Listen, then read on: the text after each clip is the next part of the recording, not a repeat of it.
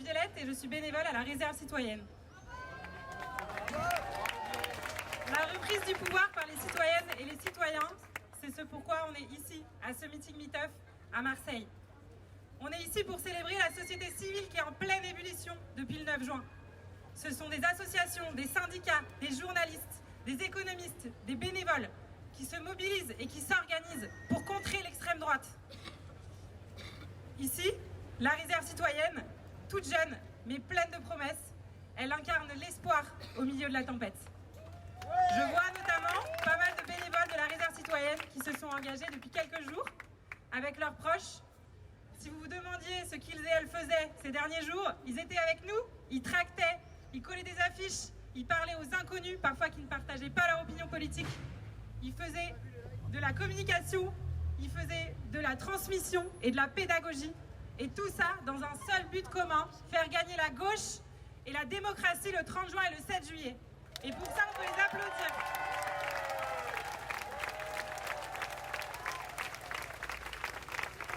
À la réserve, ce qu'on aime bien se poser comme question quand on arrive pour apprendre à se connaître, c'est quoi la raison de ton engagement? Fiona, elle m'a dit qu'elle s'est réveillée avec une gueule de bois électorale qui l'a poussée à aller dans la rue pour militer concrètement. Julia, elle, qui est derrière, Julia, elle voulait nouer des liens avec des gens autour de qui ne sont pas dans ses cercles sociaux, pardon, et elle voulait mobiliser des gens qui se sentent désabusés complètement de la politique. Selim, quant à lui, quand on lui a demandé pourquoi il militait au sein de la réserve, il a parlé de son fils, Ismaël, d'1 an et demi, et il s'est posé la question, qu'est-ce que je vais lui répondre quand il me posera « Papa, tu faisais quoi toi en juin 2024 ?» Cette question, elle est cruciale. Tout le monde va vous la poser. C'est nécessaire de l'avoir en tête. Personnellement, je me suis investie parce qu'il est hors de question que je laisse passer l'extrême droite comme ça sans rien faire. Et cette collective citoyenne, elle va durer et elle va rester.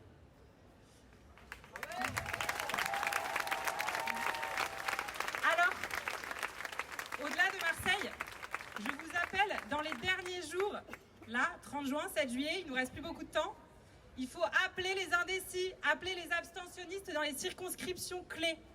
Tout ne se joue pas ici, ça se joue à l'échelle de la France. Il faut convaincre tout le monde. Il faut aller au bureau de vote avec une procuration, c'est très important. Si vous partez en vacances, vous pouvez voter sur votre lieu de vacances, etc. Vous pouvez vous inscrire sur la plateforme du Nouveau Front Populaire, la plateforme de procuration, pour donner procuration pour en prendre. C'est extrêmement important. On n'a pas eu le temps de s'organiser, mais on va leur montrer qu'on fait avec les moyens du bord et que le 30 juin et le 7 juillet, l'extrême droite ne passera pas. L'histoire nous regarde, ne baissons pas les yeux et faisons gagner ensemble le Nouveau Front Populaire. Merci.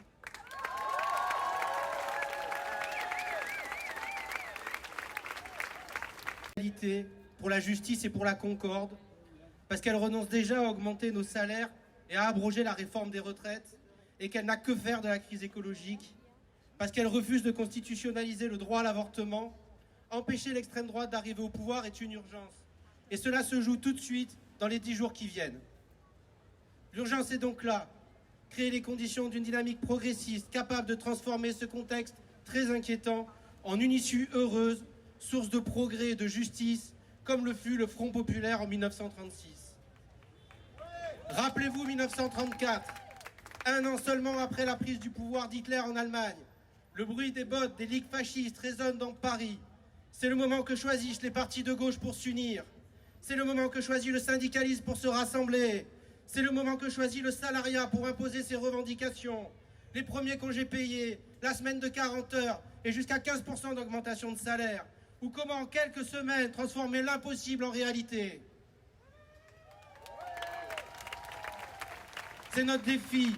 C'est le sens profond de cet appel marseillais à faire front populaire.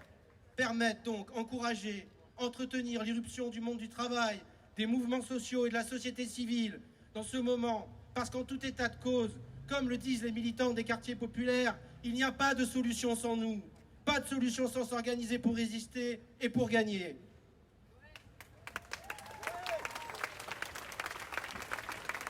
Ce soir, nous rassemblons nos revendications, nos luttes et nos espérances sociales, féministes, écologistes, antiracistes et pour les libertés.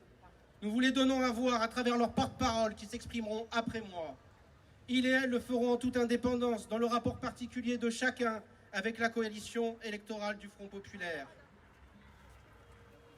Faire irruption en toute indépendance, mais avec la lucidité de celles et de ceux qui voient trop bien comment les politiques ultra-libérales alimentent la désespérance sociale et le vote de l'extrême droite.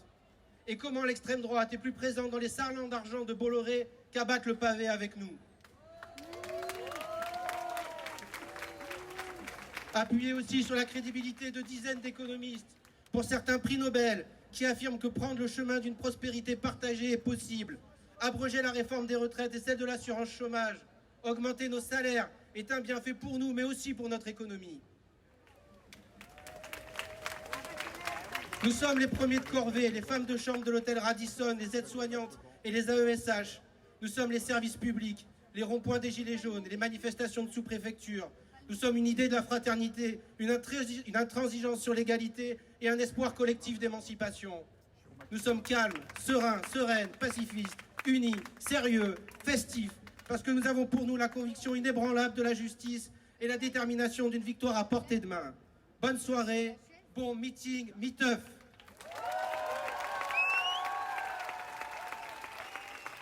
C'est vraiment chez moi, j'y ai vécu longtemps et j'y viens encore souvent. Je voulais vous expliquer pourquoi j'avais fait le choix de m'engager dans cette campagne pour le nouveau Front populaire et pourquoi ça me paraissait essentiel aujourd'hui que cette campagne elle se fasse pas seulement avec les femmes et les hommes politiques, avec les partis politiques, mais également avec toute la société civile, avec vous tous aujourd'hui, avec le mouvement associatif, avec le monde syndical, avec le monde de la recherche. Et c'est ça la logique du nouveau Front populaire. Le nouveau Front populaire, c'est pas simplement l'union de la gauche. Le nouveau Front populaire, c'est l'union de la gauche et des écologistes débordés par la société civile. Et ce qui va se passer le 7 juillet, au lendemain de la victoire de la gauche et des écologistes, c'est que toute la société civile sera là pour que cette fois la gauche tienne ses promesses et aille au bout de ses engagements.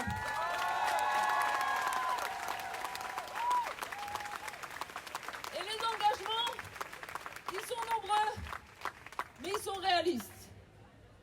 Augmenter le pouvoir d'achat des Français avec le passage du SMIC à 1 600 € net. Indexer les salaires sur l'inflation. Augmenter les petites pensions de retraite. Abroger la réforme des retraites. Abroger la réforme de l'assurance chômage. Et surtout, des services publics de qualité partout sur le territoire.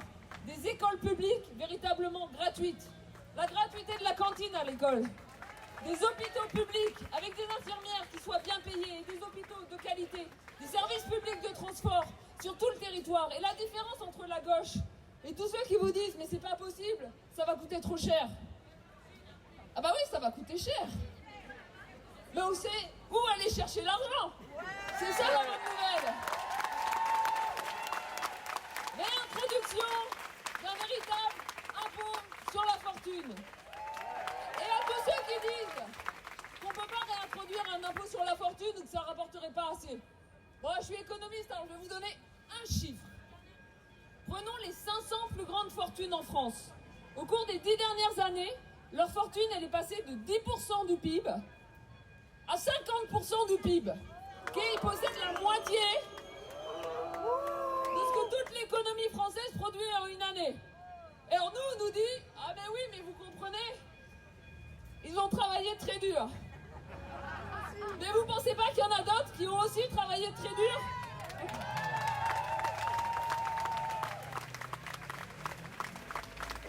Et puis comme cet impôt sur la fortune, on va le réintroduire avec une vraie progressivité de l'impôt. 1% au-dessus de 1 million d'euros, 2% au-dessus de 10 millions d'euros, 3% au-dessus de 100 millions d'euros. Il y en a qui nous disent « Oui, mais les riches, ils vont partir ». Ben, c'est pas grave parce qu'on va aussi réintroduire l'exit tax. Donc s'ils partent, ils vont quand même payer pour financer les services publics, l'école, l'éducation et le travail dont ils auront bénéficié. Plus de taxation des plus riches, plus de progressivité de l'impôt sur le revenu. Pourquoi ? Parce que nous savons aussi que la plupart des Français, ils ont du mal à finir leur fin de mois. Et c'est pour ça qu'il faut redistribuer. Pour baisser les impôts sur 92% des Français. C'est-à-dire en fait tout le monde ici, vous allez payer moins d'impôts. c'est la bonne nouvelle, mais c'est pas du bluff. C'est ce qu'il y a dans le programme et c'est ce qui sera financé. On va aussi mettre une limite sur l'augmentation des prix de l'électricité et bloquer les prix des biens de première nécessité. Et pour tous ceux qui disent que c'est pas faisable, ça fait mal, parce qu'on l'a déjà fait, parce qu'on sait faire, et que ça demande un simple décret. Ça, c'est la première chose. Plus de justice sociale, plus d'infrastructures, plus de pouvoir d'achat. Et puis la deuxième chose quand même, parce que le nouveau Front populaire, je vous le disais tout à l'heure, c'est pas que les partis, c'est l'ensemble de la société civile. Plus de démocratie en entreprise. Redonner du pouvoir aux travailleurs. La moitié des sièges, ça c'est ce qui est dans le programme, la moitié des sièges dans les conseils d'administration pour les salariés. Voilà, dans le programme c'est marqué un tiers, mais moi je dis il faut la parité, ok? Parce que quand même fondamentalement, c'est les salariés qui sont les mieux à même de prendre les décisions pour le bon fonctionnement des entreprises. Et puis les entreprises, il faut qu'elles restent en France. Il faut créer de l'industrie en France. Il faut créer du travail en France. Et pour ça, qu'est-ce qu'il faut? Il faut deux choses. Un, il faut taxer les multinationales. Parce que quand même, fondamentalement, il y en a marre que McDo, il y en a marre que Starbucks, il y en a marre qu'Amazon, et puis il y en a marre que toutes les autres, elles ne paient pas leurs impôts en France, alors que un, c'est les Français qui consomment, et deux, c'est quand même les Français qui travaillent aussi dans les entrepôts. Donc pour ça, les multinationales, elles vont aussi être mises à contribution.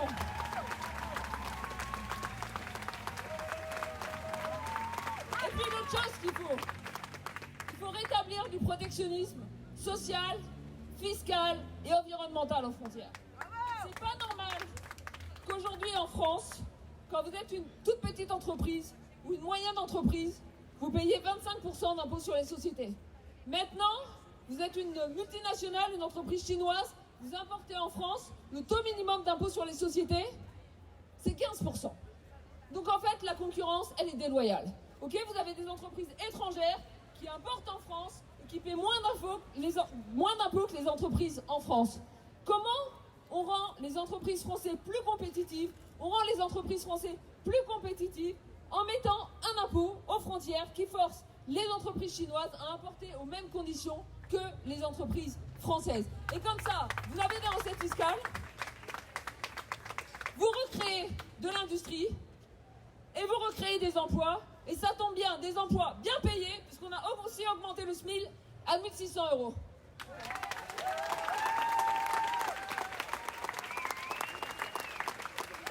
vous savez quoi? Ça fait du bien de vous voir ici pour parler de tout ça. Ça fait du bien de vous voir ici pour vous expliquer les choses une par une, pour vous expliquer le programme de la gauche. Parce que ce qu'il va falloir faire jusqu'à dimanche prochain, c'est pas simplement s'opposer.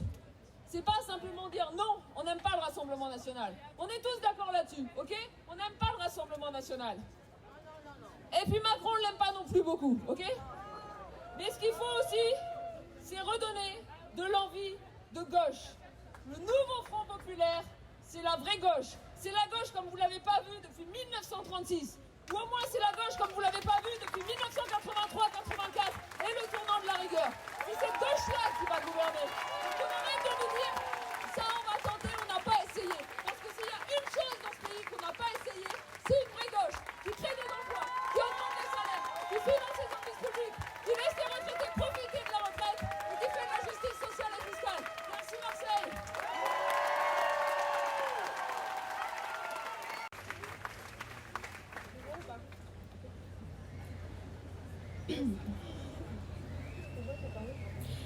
Bonsoir et merci de nous accueillir à ce meeting. Nous sommes les femmes de chambre du Radisson Blu Vieux-Port, sous-traitées par le groupe Aqua. Nous sommes en grève depuis un mois et nous avons déjà obtenu un 13e mois progressif.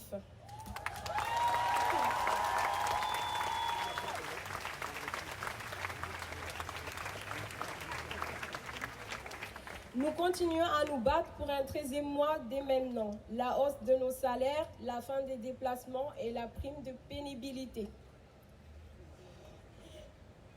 Nous sommes 16 grévistes et nous avons besoin de votre soutien pour gagner car la grève nous coûte cher. Si nous sommes ici ce soir, c'est aussi pour dire que dans une situation aussi critique, la solution est aussi dans les luttes.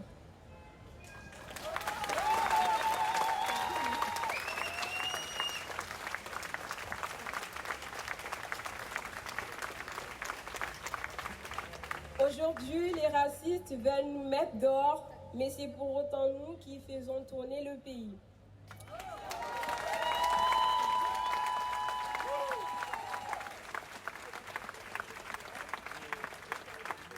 Nous sommes les petits mains, nous les invisibles. Depuis le 24 mai, nous nous faisons entendre et nous nous tiendrons. Et nous ne tairons plus. Il y a peut-être peu de syndiqués dans le privé et pourtant, on constate qu'à chaque fois qu'un collectif de travail s'organise et se lance dans la grève, il arrache des droits supplémentaires pour toutes et tous. Nous ne baissons pas les bras, nous irons jusqu'au bout du combat.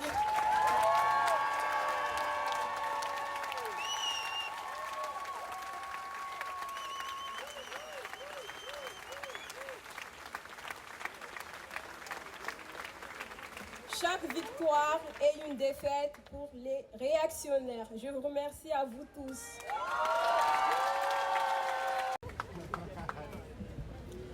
Bonjour à tous. Bonjour.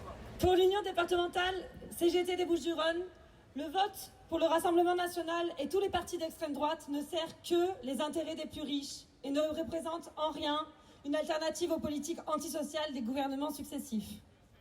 L'extrême droite n'est que la prolongation d'Emmanuel Macron avec plus de violence, enrobée dans du racisme institutionnalisé.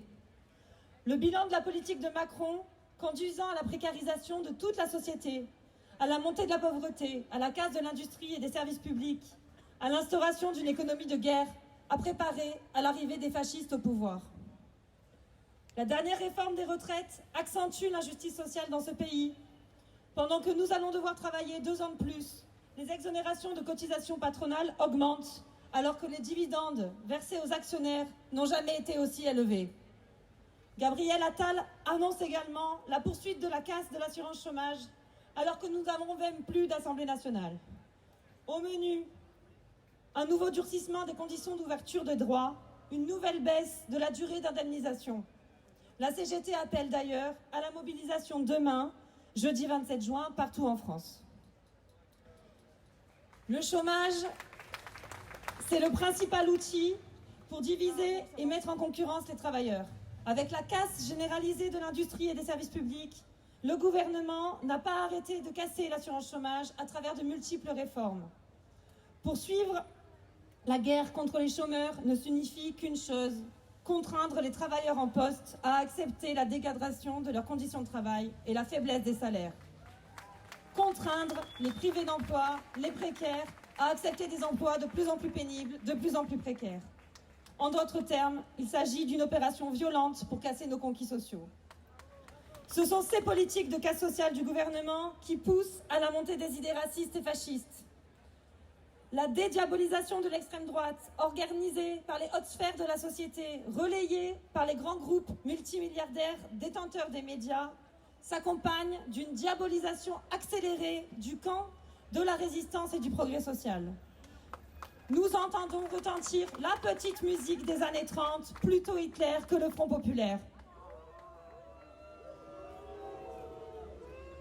Si l'extrême droite n'apparaît pas plus dangereuse que ce que les politiques en place aujourd'hui appellent maintenant l'extrême gauche, c'est bien qu'elle ne porte pas atteinte aux intérêts du système en place. Non, le RN n'est pas anti-système. Ce qu'il porte, c'est la continuité des politiques pour les plus riches et la guerre aux plus pauvres.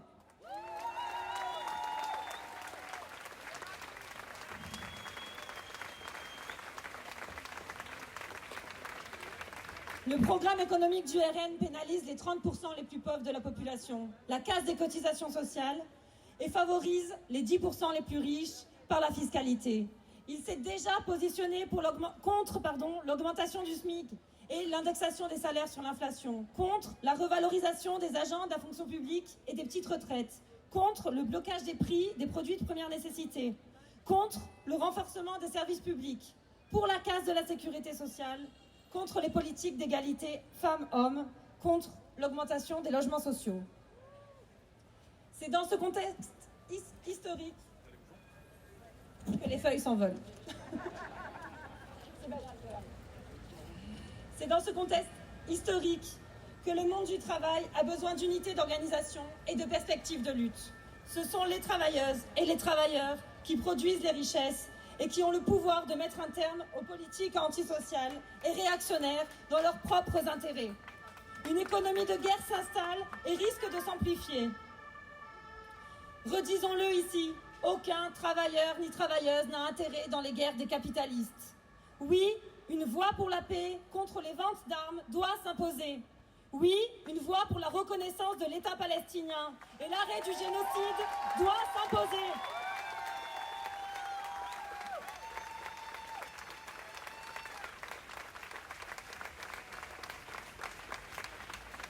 La CGT des Bouches-du-Rhône appelle les travailleurs à amplifier les mobilisations partout dans les entreprises, les collectivités, les administrations et appelle à la grève demain, jeudi 27 juin, avec des rassemblements devant la préfecture de Marseille à 11h et devant les sous-préfectures à Aix, Arles et Istres.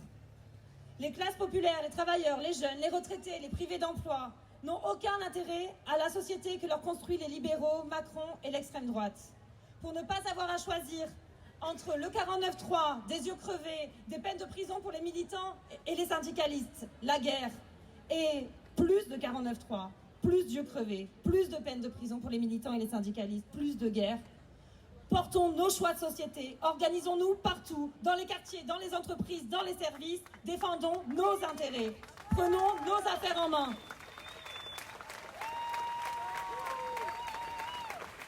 Le 30 juin, faisons reculer la droite, l'extrême droite et les forces réactionnaires en votant pour le nouveau Front populaire. Son programme constitue un socle de départ qui doit être enrichi par les luttes afin d'imposer une véritable rupture avec les politiques à l'œuvre jusqu'à aujourd'hui. Le mouvement social doit s'organiser et quoi qu'il arrive le 7 juillet, la solution pour le camp des travailleuses et des travailleurs passera par la lutte. Pour le pain, la paix, la liberté, gagnons le progrès social.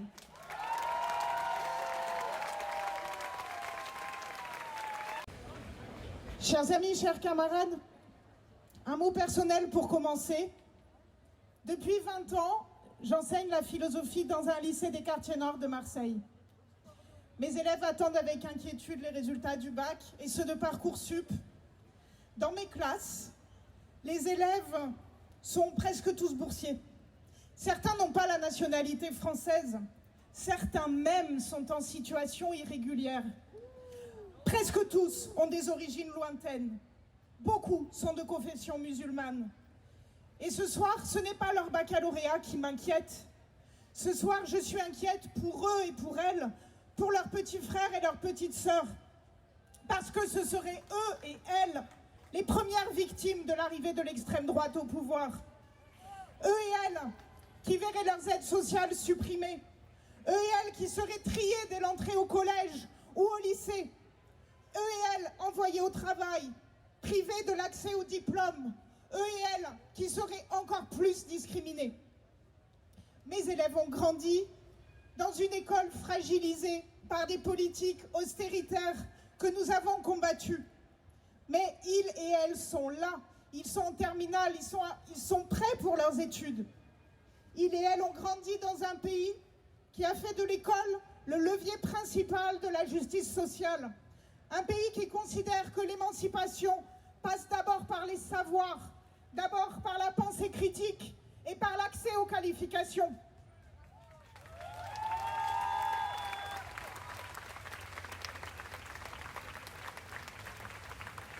Il faudra des années pour reconstruire l'école, affaiblie par les baisses de moyens, par les réformes idéologiques injustes et mal préparées, celle de la voie professionnelle, celle du lycée, du baccalauréat, celle de l'accès aux études, et ce fameux choc des savoirs qui prévoit de trier les élèves en maths et en français à l'entrée en 6e.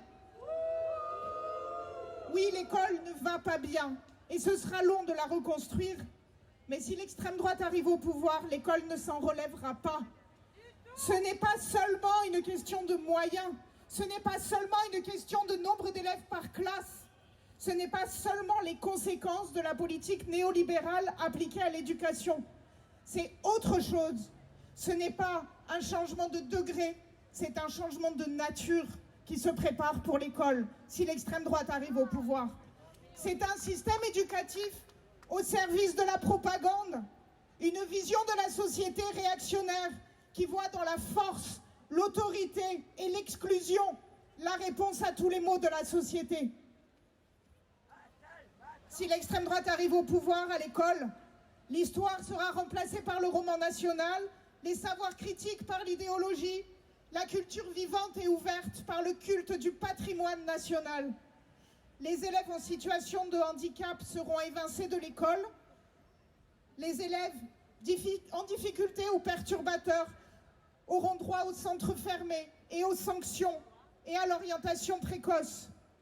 Sans parler du devenir des politiques d'éducation prioritaires et sans parler de la concurrence qu'exerce l'école privée sur l'école publique.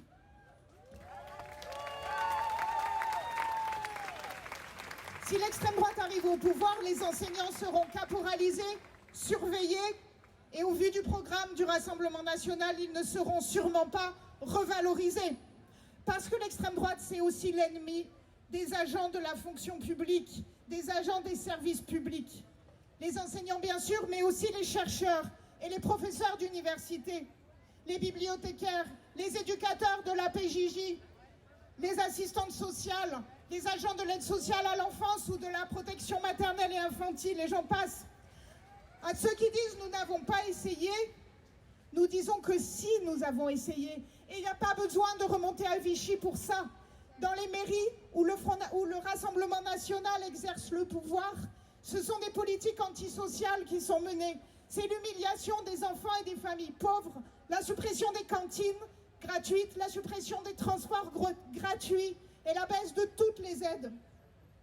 Dans les mairies gérées par l'extrême droite, malgré le statut, les agents sont discriminés, harcelés, intimidés.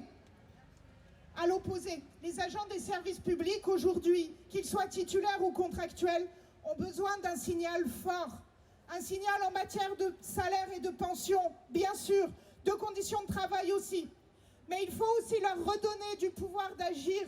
Il faut les aider à faire vivre nos services publics et réaffirmer le statut du fonctionnaire citoyen au plus grand bénéfice de la population, au plus grand bénéfice de l'intérêt général. Alors ce soir, nous partageons toutes et tous ici une priorité absolue, une priorité sans égale. Il faut empêcher l'extrême droite de prendre le pouvoir dans ce pays. Aux législatives d'abord, mais aux présidentielles ensuite. La FSU, dans cette situation exceptionnelle et en toute indépendance, appelle à participer massivement au scrutin, appelle à battre l'extrême droite, appelle aussi à voter pour une alternative de progrès que l'on retrouve dans le programme du nouveau Front populaire.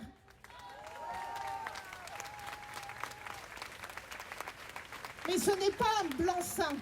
Julia Cagé l'a dit, ce n'est que la première condition pour que la donne change. Si la gauche gagne le 7 juillet, tout restera à faire. Ce ne sera que le début. Les idées d'extrême droite ne vont pas refluer toutes seules. Et c'est à nous, organisations syndicales, associations, collectifs, citoyennes et citoyens, c'est à nous de porter les alternatives, construire les rapports de force, imposer les avancées sociales, combattre le racisme, le repli individualiste et le désespoir. Il nous faut reconstruire les solidarités pour porter ensemble notre aspiration à une société écologiste, féministe, sans racisme ni discrimination.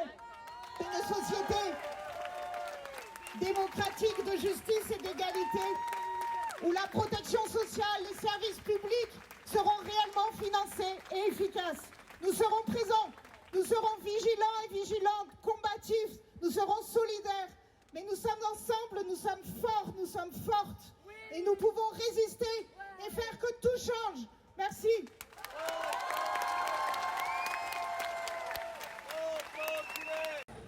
Bonjour à toutes et à tous.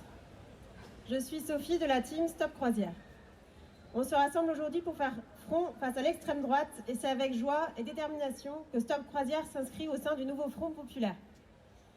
Je vais d'abord vous parler des croisières, car cette industrie incarne ce que nos sociétés libérales produisent de pire. et je vous parlerai ensuite des réactions des politiques de différents bords à nos actions et mobilisations sur cette lutte locale. La plus visible des injustices liées aux croisières retombe sous forme d'une suie noire sur les fenêtres des habitants et des habitantes des quartiers nord de Marseille bordant le port. Cette pollution les expose à des maladies respiratoires et cardiaques. Mais ça ne s'arrête pas là. La croisière est le transport qui émet le plus de CO2 par passager et par kilomètre. Ces bateaux rejettent des quantités astronomiques de déchets et de substances toxiques en mer. Avec les pavillons de complaisance, ces géants des mers échappent aux réglementations sur le droit du travail, sur l'environnement et sur la sécurité à bord. Ils échappent aussi au paiement des impôts. Et cela ne profite pas à nos territoires. Les retombées économiques sont largement contrebalancées par les coûts pour notre système de santé. Voilà donc le tableau. Problème de santé publique, émissions de CO2 records, grave atteinte au milieu marin, contournement du droit du travail et du paiement des impôts. À Stop Croisière, on s'est dit que c'était des raisons suffisantes pour envisager sérieusement la diminution progressive jusqu'à l'arrêt de cette industrie. Alors à Marseille et dans l'ensemble des ports européens concernés, on alerte sans cesse et on monte en puissance. Pourtant, les bateaux sont de plus en plus gros, de plus en plus nombreux et s'installent chaque année dans de nouveaux ports. Ces dérives sont soutenues par un lobbying pressant qui a les soutiens à la métropole, à la région et de l'État, jusqu'au directeur de cabinet du président qui a été mis en examen pour prise illégale d'intérêt après avoir dissimulé ses liens familiaux avec l'armateur MSC. À Marseille, quand le sujet a été débattu en conseil municipal, l'élu RN a demandé pourquoi nous ne nous préoccupions pas de la pollution des bateaux qui portent secours aux migrants en mer. Nous ferons tout pour ne pas être gouvernés par des personnes aussi cyniques et irresponsables. À Marseille, nous avons proposé de parler du sujet des croisières à des députés de plusieurs bords politiques. Seule la gauche et les écologistes ont bâti des propositions de loi. Celles-ci ont reçu le mépris habituel de la Macronie sous forme de 49.3. Comme disait le secrétaire général des Nations Unies à l'ouverture de la COP27, le temps presse. Nous sommes dans la lutte de notre vie et nous perdons. Les émissions de gaz à effet de serre continuent d'augmenter. Notre planète atteint des points de rupture qui rendront le chaos climatique irréversible. Nous avons besoin de continuer de renforcer nos luttes et réseaux de solidarité, car ils sont le moteur des idées progressistes et la preuve qu'un autre fonctionnement est possible. Nous continuerons de le faire en toute indépendance des partis politiques. Mais nous avons aussi besoin de représentants politiques à la hauteur des enjeux. Nous voulons des lois qui protègent notre environnement, qui assurent la juste répartition des richesses et qui garantissent des conditions de travail dignes pour toutes et tous.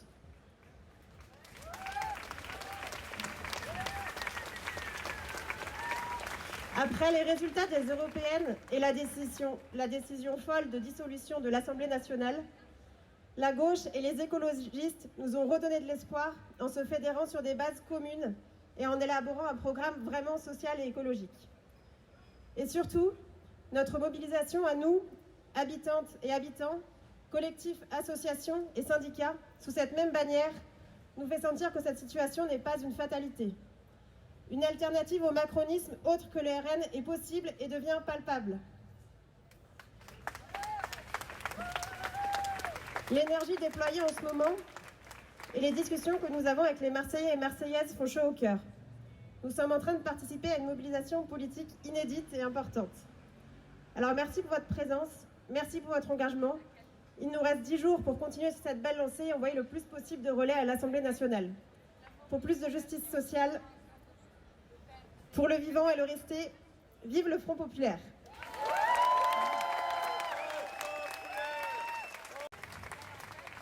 Bonsoir à toutes et à tous. Alors, il y a un péril RN, évidemment, je l'ai entendu.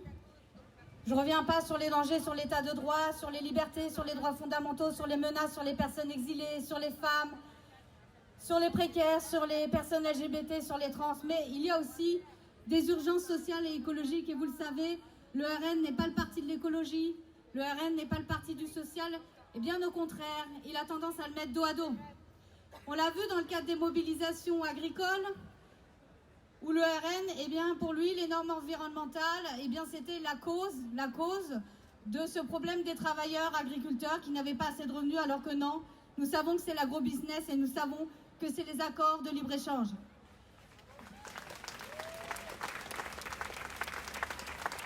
Alors, si on regarde un petit peu sur l'écologie sociale au niveau de leur programme, on n'a pas trouvé grand-chose, pour dire rien.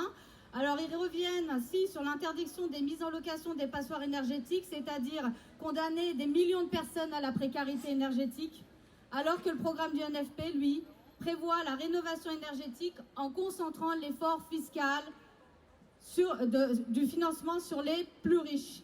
Et ça c'est ce qu'on fait en fait à Attaque, justement. Évidemment, vous connaissez, il y a la question de partage des richesses et de la taxation des riches. Et c'est pour ça qu'on se mobilise, parce que dans ces mesures du nouveau Front populaire, eh bien, il y a beaucoup de coïncidences. Et c'est d'ailleurs pour ça qu'Attaque a cofondé l'Alliance écologique et sociale. Je ne sais pas si vous connaissez, mais c'est une alliance entre des syndicats, des associations écologiques et sociales qui, en fait, portent des mesures, des alternatives à la mondialisation, au libre-échange, et qui veut donc proposer des propositions de rupture qui peuvent conjuguer, en fait, les enjeux sociaux et environnementaux. En gros, notre devise, c'est fin du monde, fin du mois, même combat.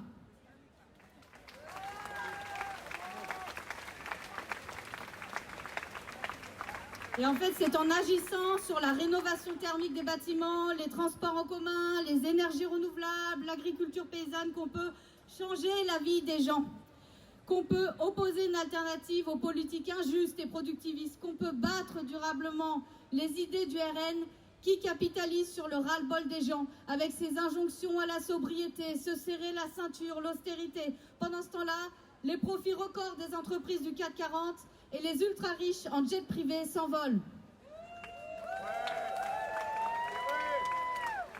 Nous avons une opportunité historique de permettre aux gens de mener une vie digne sur une planète habitable. Saisissons-la maintenant.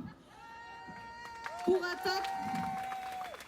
Attaque, eh bien, ça a été assez historique aussi pour nous, puisque on est une association partisane. Alors, on a franchi la ligne rouge et on a osé dire que nous répondions présentes à l'appel du nouveau Front populaire. On a osé dire que c'était désormais notre priorité politique. On a tout lâché. Et on est mobilisé à 200%, on développe des argumentaires, des kits de mobilisation, des visuels évidemment pour Bolloré. On a également, on participe à tous les cadres unitaires, on essaie de les élargir, on essaie de les renforcer, on se mobilise de toutes nos forces. Et on a mis nos 146 comités locaux en ordre de bataille pour rien lâcher. Justement ici, on participe à toutes des initiatives tous les jours, comme ce meeting ce soir extrêmement important. Et bravo aux organisateurs et organisatrices, je pense qu'on peut les applaudir bien fort. C'est pas facile dans la période. Je ne sais pas si vous imaginez ce que c'est d'organiser un meeting de cette ampleur. Il faut tout donner parce qu'en fait le RN il est déjà là et en fait on a déjà essayé, en témoignent les nombreuses politiques ou mesures qui sont passées dans certaines communes. Il faut aussi savoir dépasser le cadre électoraliste, car cette installation des idées d'extrême droite ne se réglera pas en un seul coup électoral. Le parti est ancré depuis des années, les mobilisations ponctuelles ne suffiront pas et elles doivent servir maintenant à combattre durablement le Rassemblement national. Il se nourrit du désespoir social, du haut politique néolibéral qui détruisent les services publics. Alors, on s'est pris un coup sur le pif, c'est vrai. On doit tout faire en 2 semaines, parce qu'on pense avoir un petit peu plus de temps.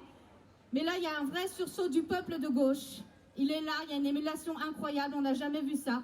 Il faut pouvoir aller plus loin. Et nous pensons que seule l'union des forces antiracistes, écologistes, féministes, et sociales, et des syndicats, les associations, les collectifs, les membres de la société civile comme la recherche et la culture, nous permettra de résister aux pires projets de la haine et du capitalisme. De la même manière, il n'y aura pas de justice sociale sans justice écologique. Nous ne pourrons pas changer la vie des gens et battre le Rassemblement national sans en finir avec le racisme systémique, le néocolonialisme, le patriarcat et le capitalisme. Notre rôle, c'est de pousser. Notre rôle, c'est de porter. Nous avons une opportunité de dingue, nous devons absolument tout donner. On s'engueulera plus tard. Créez vos groupes WhatsApp avec votre tonton facho. Jouez le violon, tirez sur la corde. Faut tenter tout. Vous devez faire voter vos... Autour de vous, vous ne lâchez rien. Et puis aussi, eh bien, on est en train de créer des mobilisations et des alliances absolument incroyables en ce moment. Ça produira ses effets pour résister au pire, mais ça pourrait aussi produire ses effets pour transformer profondément la société. Et si vous voulez, on va faire un petit slogan ensemble. C'est un slogan féministe, mais je vais l'adapter à l'art. C'est nous sommes forts, nous sommes fiers, antiracistes, antifascistes et en colère. Nous sommes fortes, nous sommes fiers, et féministes, écologistes et en colère. Nous sommes forts, nous sommes fiers, antiracistes, antifascistes et en colère. Nous sommes fortes, nous sommes fiers, et féministes, écologistes et en colère.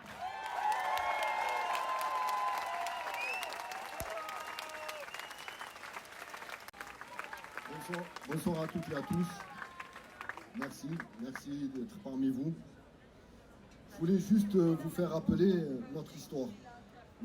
Notre histoire à nous, enfants des quartiers populaires. Donc l'histoire de nos ancêtres, l'histoire de nos parents, de nos grands-parents qui ont libéré ce pays-là, qui l'ont construit.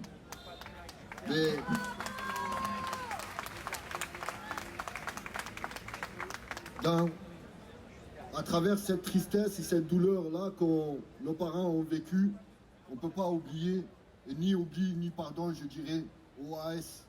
Parce que quand on parle du Rassemblement national et qu'on remonte l'arbre généalogique et on voit d'où ils sortent. Parce que je vais attirer la conscience des personnes qui souhaiteraient voter le Front National ou le Rassemblement national juste par défaut ou juste par un ras-le-bol. Mais sachez que celle ou celui qui votera le Rassemblement national, il aura aussi les mains pleines de sang.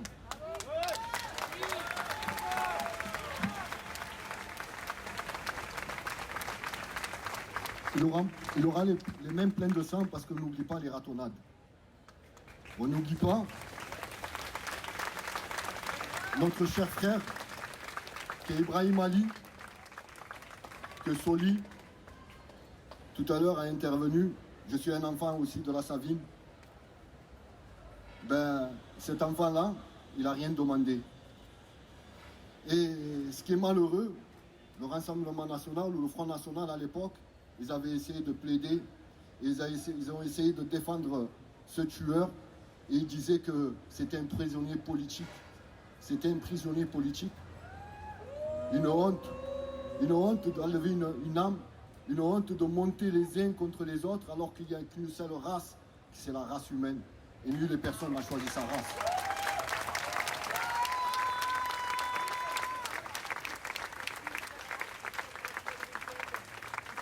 Nous, à l'APM, on s'accepte comme on est parce que pour nous, l'être est avant le paraître. Nous, à l'APM, même si on ne porte pas toutes et tous le même maillot, et nous avons conscience que nous avons toutes et tous la même transpiration. Et c'est ce qui a fait notre victoire.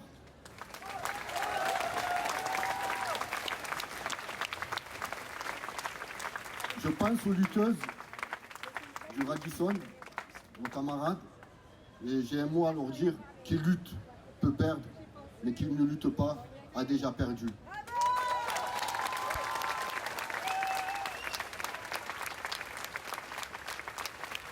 Et c'est nous, on a réussi à démontrer que ça peut se faire, et ça se fait à l'APM.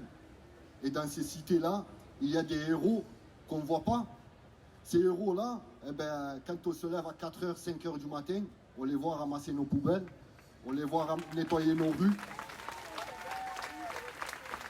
qu'on nous stigmatise de racailles, qu'on nous stigmatise de voleurs, que ce cher Ravier, qui a tenu une municipalité en 2014 jusqu'en 2020, nous a opprimés, nous a fait du mal, il a fermé des centres sociaux, des piscines. Et à nous, quand on a commencé à lutter, ils se moquaient de nous. Et quand on a commencé à s'intéresser, à pouvoir améliorer notre lieu, à faire un jardin partagé, commencer à nous dire que nous allons planter des herbes de cannabis. Et aujourd'hui, on est content. Eh ben, on peut dire que le mensonge peut prendre l'ascenseur, mais la vérité finit par prendre les escaliers. Prendre les escaliers, mais finit par arriver. Et aujourd'hui, Ravier est condamné. C'est pas nous que nous sommes condamnés.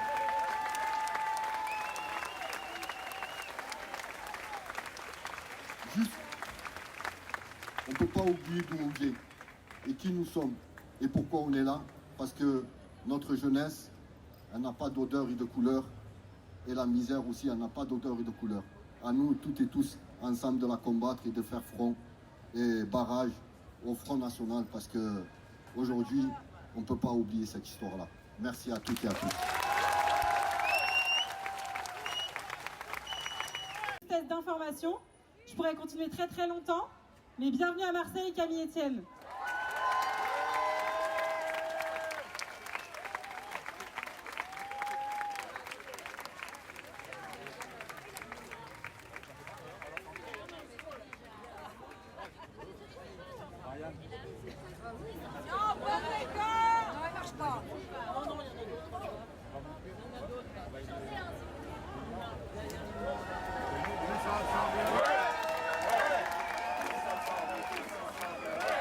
Voilà.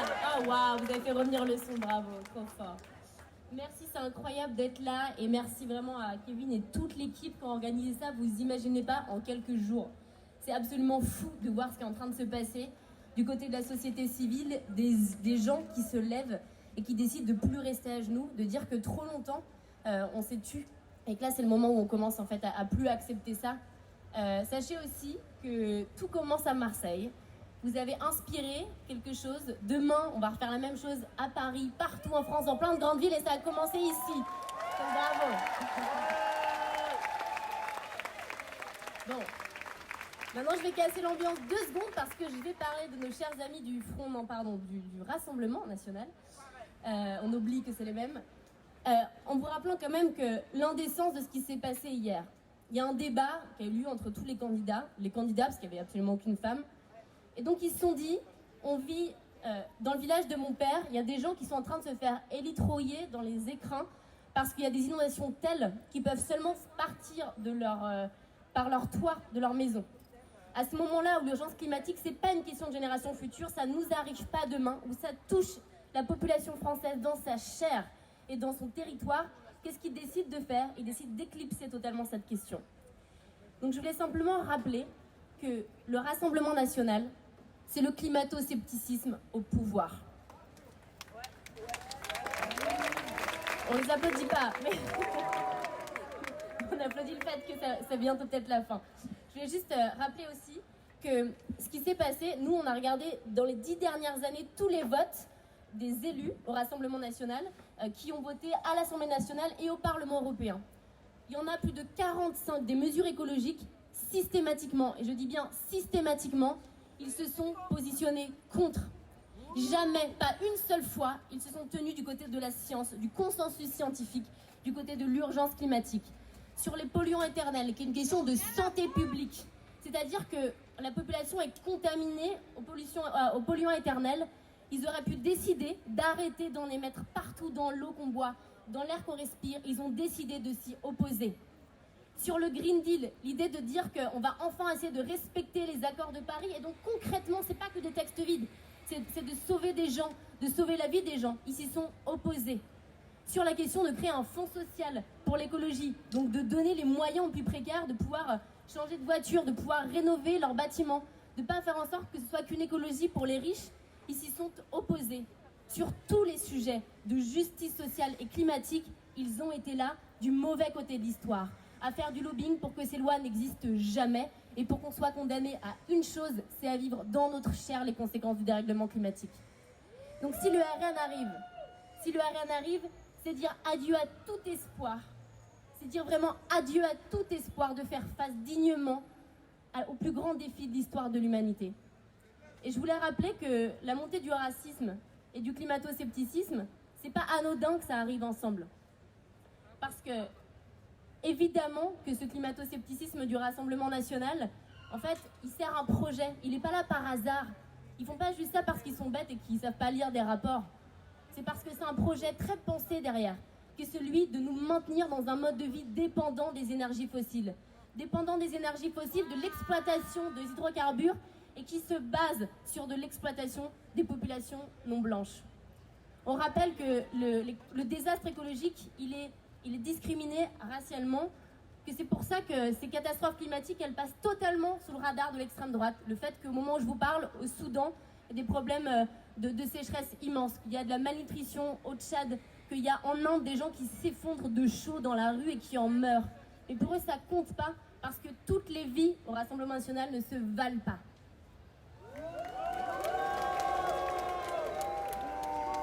Ils prétendent se mettre du côté des Français et des Françaises. Ils prétendent combattre l'écologie punitive.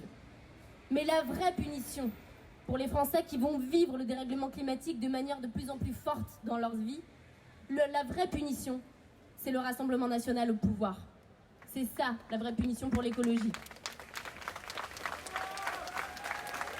Alors je voulais vous rappeler, pour finir, quelques petites choses. C'est que je reviens d'un moment avec des gens des soulèvements de la terre, des activistes de partout à travers le monde qui ont vécu ce que c'était que de se battre sous l'extrême droite.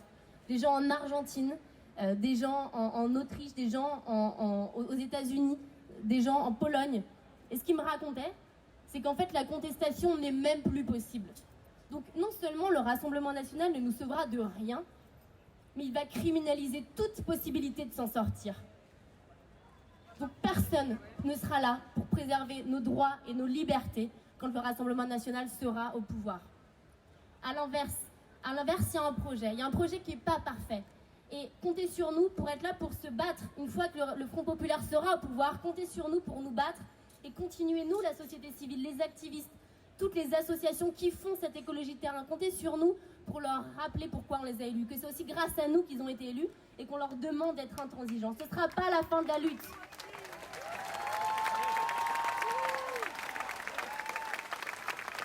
Par contre, ça peut être tellement mieux. On n'est pas condamné à ce que le 8 juillet soit une énorme gueule de bois. On n'est pas condamné à ce que ce soit un naufrage et une nuit interminable. Ça peut aussi être une sublime épopée où les méga-bassines sont arrêtées, où on interdit les polluants éternels dans tous les ustensiles de cuisine, où on protège l'océan, où enfin on fait une vraie écologie populaire et sociale. Et ça dépend que de nous. On n'est pas condamné à perdre. Alors cette fois, on va gagner, parce que oui, ça, c'est vraiment notre projet. Alors maintenant, on va avoir besoin de vous. Sommo tutti antifascisti. Sommo tutti antifascisti. Sommo tutti antifascisti. Sommo tutti antifascisti. Sommo tutti antifascisti. Sommo tutti antifascisti. Sommo tutti antifascisti. Sommo tutti antifascisti.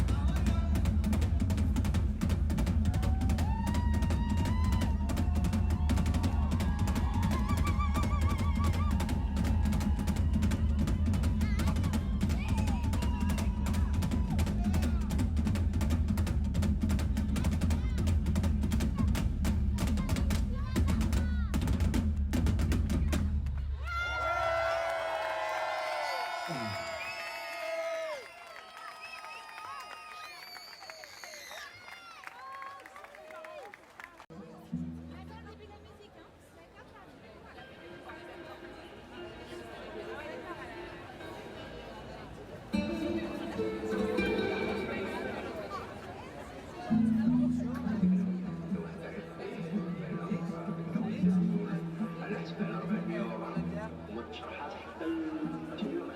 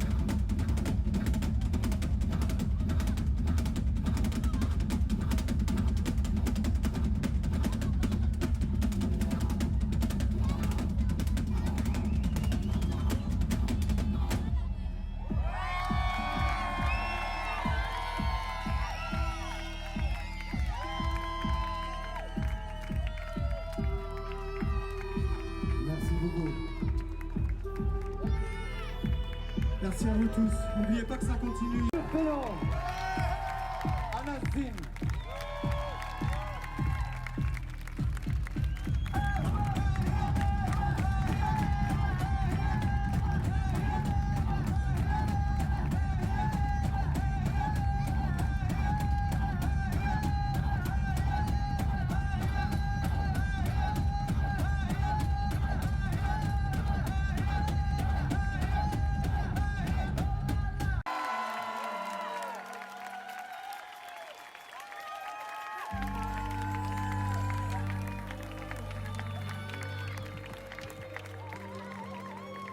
On vous donne rendez-vous le 29 à Marseille encore, le samedi prochain, si vous êtes par là. Ce sera au Festimètre, là-bas, à la Major. Merci, bisous. Et restez là, parce qu'il y a pas mal de choses encore. Bisous.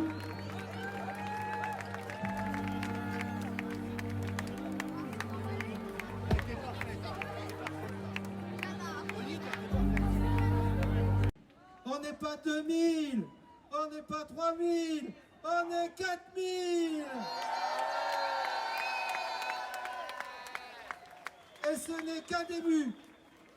L'idée à partir de maintenant, c'est de continuer à faire boule de neige. On l'a dit ce soir, c'est l'irruption du mouvement social, l'irruption des citoyens, l'irruption des luttes sociales dans ce moment politique intense. Et il faut qu'après ce meeting, chacun, chacune continue le travail jusqu'au 7 juillet et après.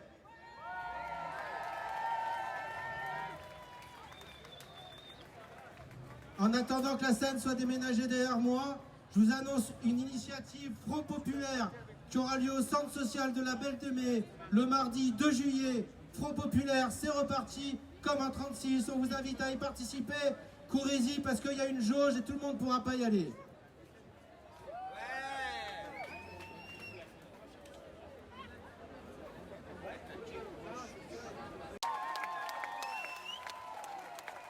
Bonsoir Marseille. Bonsoir le monde. Bonsoir l'humanité. Alors nous sommes chauds, n'y est pas. Nous sommes contents, nous sommes heureux. Mais il y a du boulot.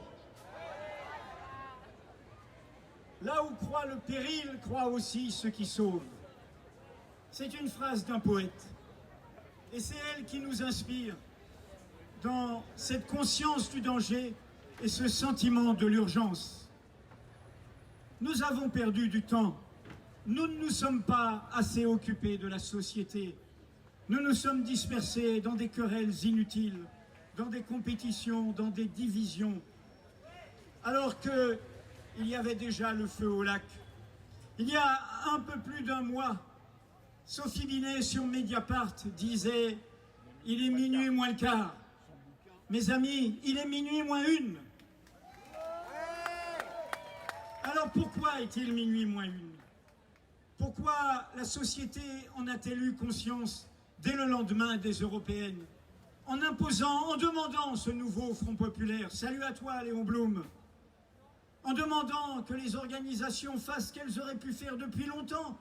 La preuve, en 48 heures, même pas un jour, ils ont fait un beau programme, un bon programme. Ils auraient pu le faire depuis si longtemps, pour nous donner confiance, pour nous donner courage.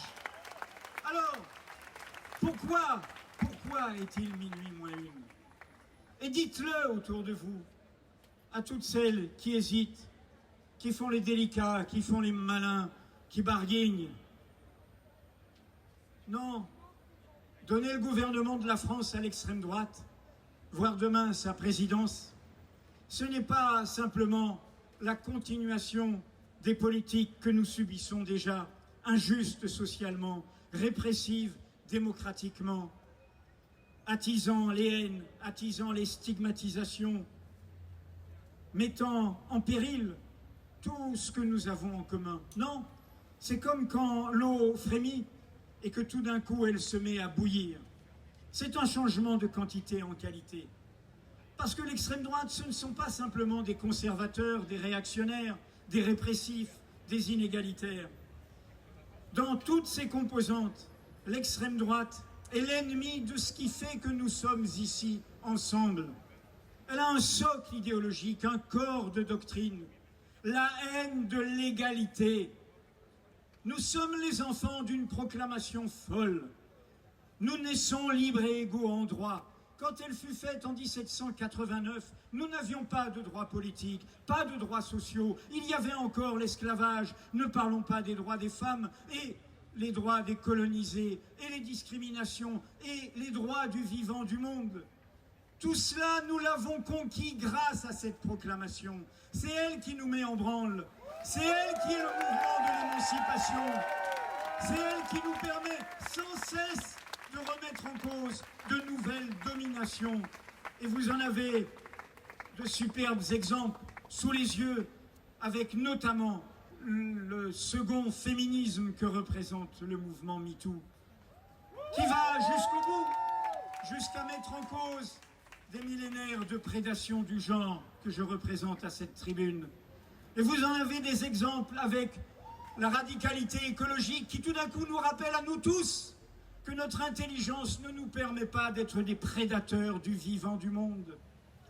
Et nous en avons de manière infinie par rapport aux discriminations, par rapport aux stigmatisations. Écoutez bien, ils ont tombé le masque. Aucune mesure sociale, aucune mesure en faveur des plus démunis, des opprimés, des dominations. Au contraire, l'aggravation des mesures qui sont du côté des plus puissants, des plus riches. Mais en revanche, ils l'ont dit, la première cible, c'est l'étranger. La première cible, c'est le binational. Et l'autre cible qui va avec, ce sont les droits des femmes, les droits de toutes les minorités de genre. C'est comme ça qu'ils détricotent l'égalité. C'est comme ça qu'ils détricotent ce qui est le moteur de l'émancipation, ce qui nous permet de nous dresser, y compris contre des pouvoirs que nous avons choisis. Si l'extrême droite arrive au pouvoir, c'est cela qu'ils vont briser. La déclaration des droits de l'homme, la croyance en une humanité commune, la croyance en l'universalité des droits. Et ils ne vont pas hésiter, car c'est profondément leur revanche. Nous ne pouvons pas, ici, à Marseille, sous le regard du monde, laisser faire cette revanche contre ce qui fait que la France, quelles que soient ses injustices, ses erreurs, ses fautes, et regardez, nous sommes ici, dans cette ville qui est faite du monde. Nous sommes ici, unis dans notre diversité de sensibilité, comme la société est plurielle, mais comme les doigts d'une main, pour dire non, afin d'inventer notre oui. J'ai dit, dans la diversité de ce que nous sommes. Mon pays d'enfance n'est pas d'ici. Il est de tout là-bas. Il est des Caraïbes. Il est créole. Des gens sont partis pour fuir le nazisme d'ici, de Marseille. Ils se sont arrêtés sur l'île de mon enfance, la Martinique. Ils ont trouvé un grand poète qui était un grand politique, qui venait d'écrire dans Tropique « Nous sommes de ceux qui disent non à l'ombre ». Aimé Césaire. Aimé Césaire, grâce à qui nous avons eu Frantz Fanon, l'homme des damnés de la terre, grâce à qui nous avons eu Édouard Glissant et Patrick Chamoiseau, qui se sont dressés contre le ministère de l'Identité nationale et de l'immigration en disant tout le contraire de la beauté. Aimé Césaire, dans son dernier poème publié, il disait, il n'est pas question de livrer le monde à ces assassins d'aube. À ces assassins d'aube. Ce poème s'appelait « Nouvelle bonté ». Alors oui, comme Édouard Glissant disait du ministère de l'immigration, tout le contraire de la beauté, nouvelle bonté. Beauté, bonté, contre ces laideurs, contre ces horreurs, contre ce qu'incarne ce système médiatique où il n'y a plus de rapport à la vérité, où il n'y a plus d'information, où il n'y a plus de faits, où il n'y a plus de rapport au réel. Oui, dressons cet imaginaire, notre bonté, notre beauté, tous ensemble.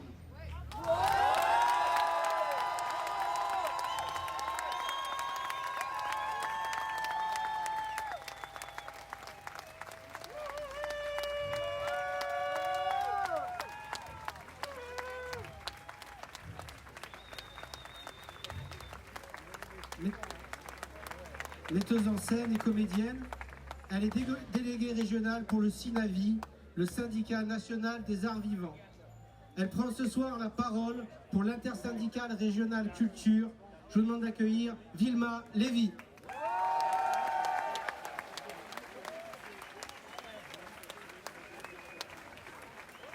Bonsoir.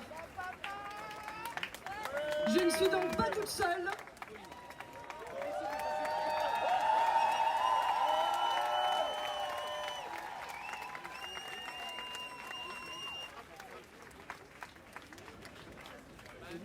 Le mardi 11 juin, cela nous semble déjà bien loin, suite à l'annonce de la dissolution, nous, organisation syndicale régionale de salariés et d'employeurs représentatifs du spectacle vivant public, avons décidé de maintenir notre assemblée générale. Celle-ci avait été décidée avant l'annonce de la dissolution. En effet, depuis février et les annonces de coupes budgétaires qui ont touché tous les services publics et notamment notre secteur, nous étions déjà mobilisés. Ce mardi 11 juin, nous avons donc de manière conjointe décidé d'appeler ensemble les publics, les citoyennes et les citoyens, les corps intermédiaires et les forces politiques progressistes à œuvrer à un nouveau pacte social et à rejoindre massivement les actions et manifestations dénonçant l'appauvrissement des services publics et le risque de l'arrivée au pouvoir de l'extrême droite.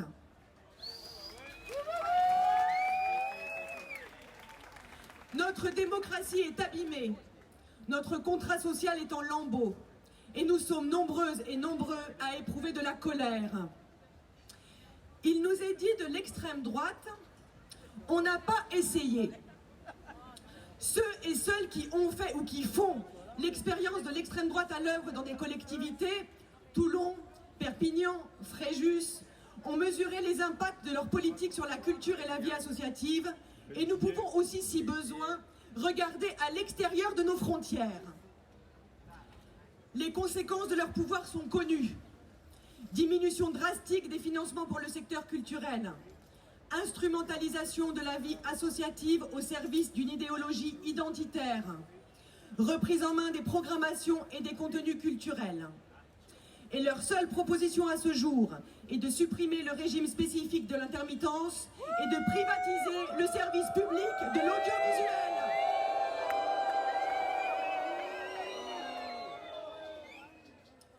L'extrême droite est et sera toujours l'ennemi d'une culture inclusive, émancipatrice et tolérante.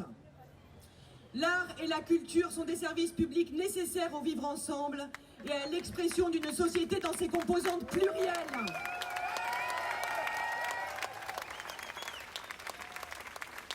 L'exception culturelle, la liberté de création et de programmation doivent être préservées pour œuvrer à une culture diversifiée et accessible à toutes et à tous. Depuis plusieurs années déjà, et surtout depuis la suppression par décret de plus de 10% du budget du ministère de la Culture en février dernier, baisse d'une ampleur inégalée dans le cadre de la Ve République et qui met gravement en danger l'emploi culturel, nous sommes mobilisés pour dire notre exigence de moyens pour le service public de la culture et pour dénoncer l'affaiblissement de tous les services publics et de la protection sociale, dont l'assurance chômage, que le gouvernement en place, plus discrédité que jamais, prévoit de faire passer par décret dès le 1er juillet.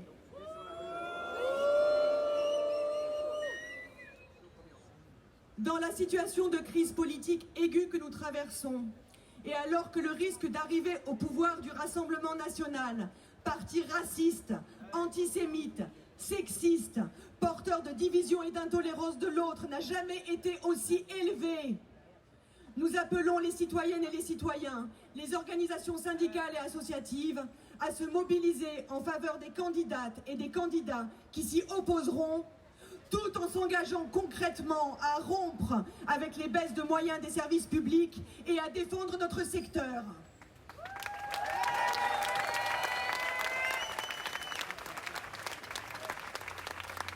Nous avons le devoir de construire un autre récit pour une société plus égalitaire, plus solidaire, plus ouverte et plus juste.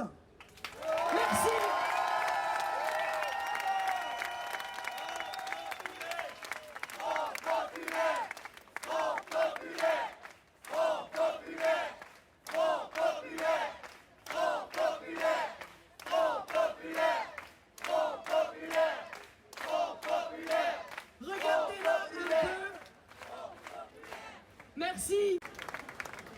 Bonsoir à toutes et tous.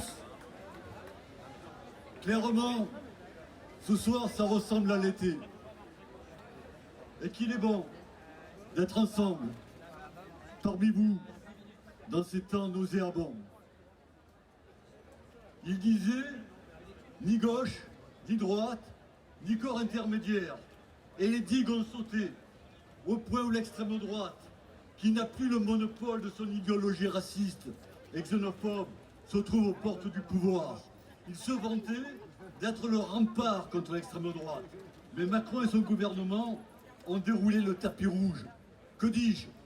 Le tapis brun. La dissolution, pour la moins hasardeuse, a provoqué des réactions immédiates et une dynamique sans précédent. Celle des organisations syndicales, celle des partis politiques de gauche unis pour un nouveau Front populaire, et aussi celle des organisations de la société civile, qui se trouvent dans une coalition afin de peser et de poser les termes du débat pour les gouvernements à venir. Quelques mesures d'urgence évidemment évoquées, comme celle de revenir sur la réforme des retraites, garantir l'accès aux services publics sans condition de nationalité, celle d'encadrer les loyers par exemple, et bien d'autres priorités que vous retrouverez sans problème sur les réseaux. La Ligue des droits de l'homme, que je représente ce soir, est une association politique et non partisane, mais elle sera particulièrement attentive aux questions des libertés publiques et des droits fondamentaux. Nous ne lâcherons rien sur la liberté d'expression et le droit de manifester, si souvent bafoué, si souvent menacé, sur l'indépendance des associations et leur fonction de contre-pouvoir. Merci à M. Darmanin et à Mme la Première ministre sur l'indépendance de la justice et la séparation des pouvoirs, sur la laïcité telle qu'encadrée par la loi de 1905. La LDH ne lâchera rien contre l'escalade pré-répressive, l'usage des formes létales, les NAS et les violences policières.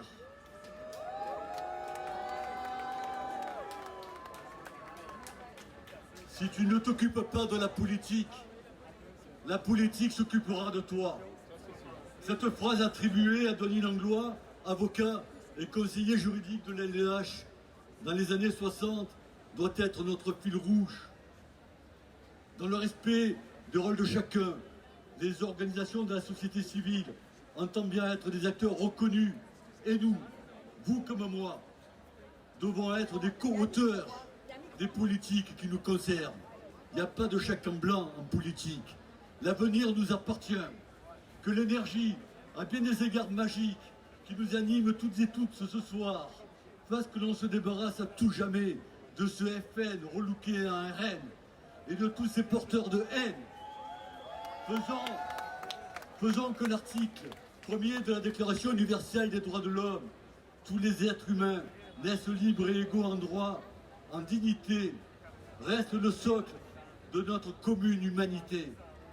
Lâcher sur un article pareil, c'est clairement prendre le risque de lâcher sur tout, absolument sur tout.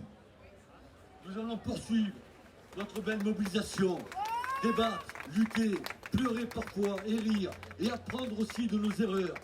Mais nous allons travailler collectivement et nous allons gagner.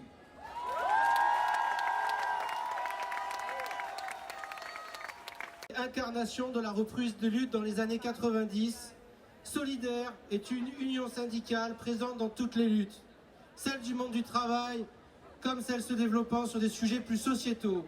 Merci d'accueillir Muriel Gilbert, porte-parole nationale de l'Union syndicale Solidaire. Merci. Quel plaisir d'être aujourd'hui là avec vous et sortir cette force qui se lève.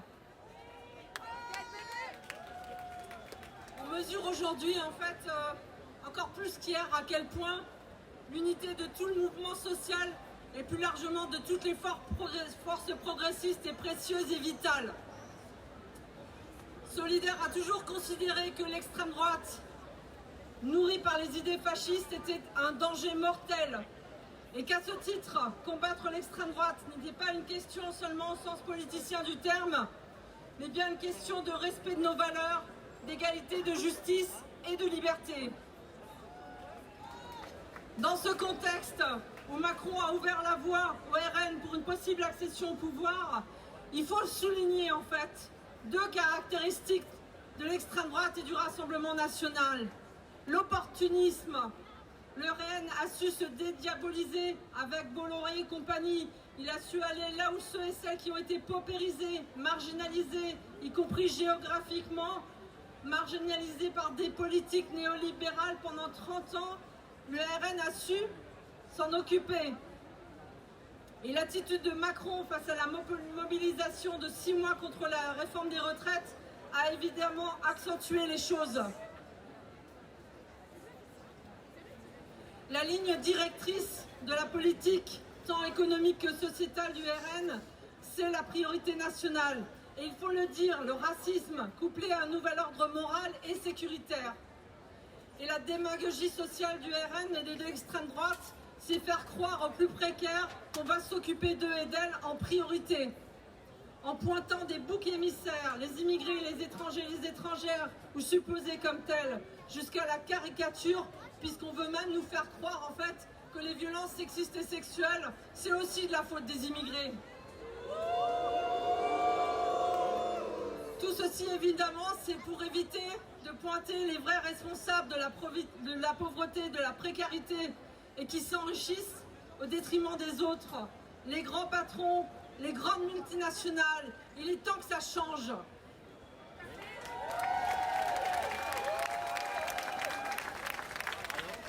Ce n'est pas en conditionnant les aides sociales, les emplois publics aux conditions de nationalité qu'on va vivre mieux. Ce n'est pas en remettant les femmes à la maison, en interdisant les personnes de vivre leur genre qu'on va vivre mieux.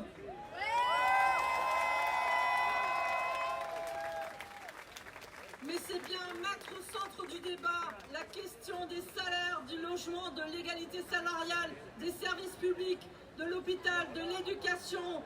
C'est bien les urgences sociales qu'il nous faut remettre tous et toutes ensemble au centre du débat.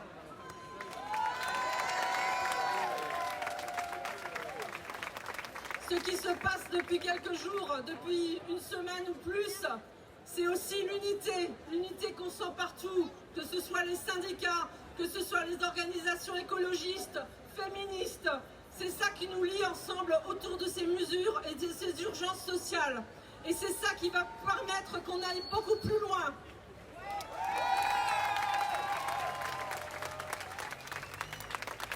Alors nous, on est un syndicat et parfois c'est pas simple au sein d'un syndicat, surtout quand une union syndicale rassemble plus de 50 syndicats. Il y en a certains qui appellent à voter le nouveau Front populaire et d'autres qui se disent foncièrement attachés à leur indépendance syndicale. Mais il y a une chose en commun, c'est qu'on mettra tous les moyens pour combattre l'extrême droite.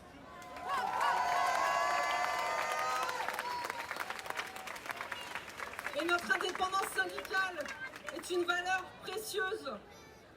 Et si on arrive à faire passer un gouvernement progressiste, et je pense qu'on l'espère tous et toutes ici, au plus profond de nous-mêmes, et ben moi j'invite les syndicats, j'invite tous les citoyens, les citoyennes, j'invite les organisations écologistes, féministes, LGBTQI+, j'invite tout le monde, tous les acteurs et les actrices du mouvement social à rester mobilisés, à aller dans les luttes, à continuer les grèves, parce que les capitalistes ne vont pas lâcher les morceaux comme ça. Non, pas ça.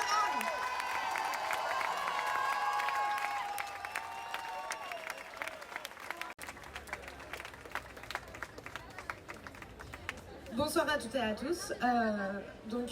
Effectivement, je m'appelle Anissa. Aujourd'hui, je suis devant vous, mais je représente tout un collectif pour rappeler que la politique tue, l'inaction politique tue, et tout simplement, certains politiques ont prévu de tuer une certaine partie de la population.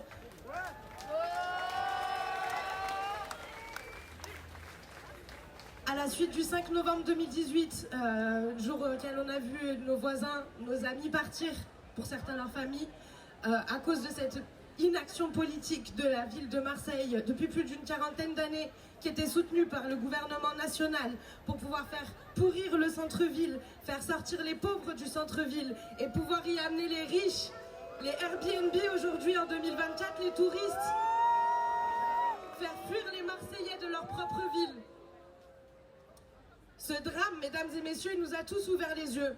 Tous ouvert les yeux sur ce que la politique pouvait donner. Aujourd'hui, en France, dans les années 2020, on a encore des politiques qui osent nous tuer. Juste après ça, s'est organisée une grande vague de délogement. C'était prévu par les politiques. Mais nous, on a décidé de ne pas se laisser faire à ce moment-là. On s'est regroupés, on s'est battus. Alors, nous, personnes concernées, des soutiens, des personnes civiles, n'importe qui, des citoyens, des associations, des collectifs. Et grâce à cette union de tous et toutes, nous avons pu créer un rapport de force envers les institutionnels qui les a obligés à accepter une charte du délogement qui donnait des droits aux délogés, notamment le droit de revenir en centre-ville, mesdames et messieurs.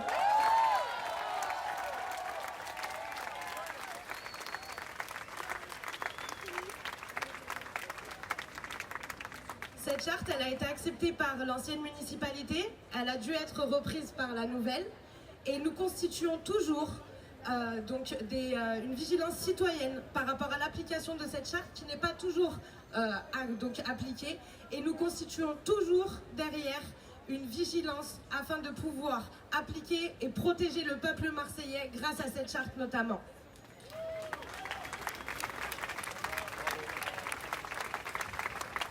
Ce qu'on essaye de vous dire aujourd'hui, c'est qu'effectivement, voter pour un parti ou pour plusieurs, c'est pas forcément, on va pas gagner tout ce qu'on voulait, on est d'accord.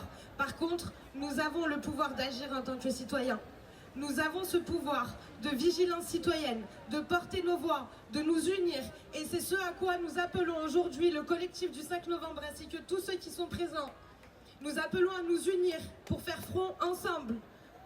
Ensemble, nous pouvons constituer cette vigilance citoyenne qui va nous permettre donc d'avoir et de garder ce pouvoir d'agir tant que c'est possible.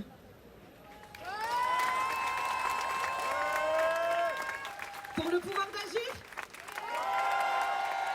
pour notre pouvoir d'agir. Merci mesdames et messieurs. Journaliste, militante et autrice, Alice Coffin est une figure centrale des luttes féministes et LGBT françaises et internationales. Avec Ma Voix, Mon Choix, elle veut obtenir un accès sûr et gratuit à l'avortement pour toutes dans l'Union européenne. Alice Coffin.